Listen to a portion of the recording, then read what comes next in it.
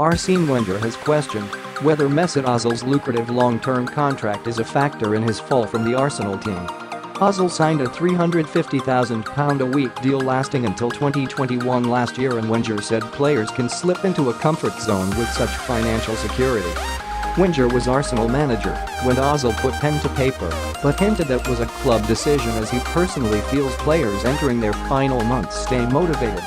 Arsene Wenger has suggested that Mesut Ozil's long-term contract could be behind his fall from the Arsenal team. Ozil has repeatedly been left out of the Arsenal squad by Unai Emery, with various reasons cited, and it appears the 30-year-old will leave the Emirates in the summer if a buyer can be found.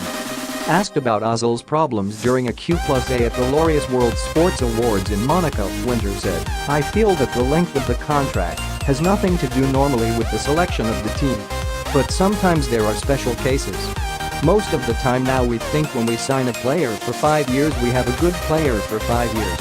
But that doesn't necessarily mean that they practice, they play their best. Because they might be in their comfort zone." Wenger signed Ozil for Arsenal and was at the club when the German signed his new contract. Ozil has frequently been left out of the Arsenal team by head coach Unai Emery. When the player is only 5 or 6 months it is a bit different. It was the case of Adrien Rabiot and Paris Saint-Germain, Aaron Ramsey at Arsenal. But Wenger refuted the suggestion signing up Ozil was a mistake. He has a contract, but the problem is that if you want to buy a player like him, you have to spend £100 million, he said. And to maintain the value of the player, beyond the Ozil case, it is more about the way football is structured.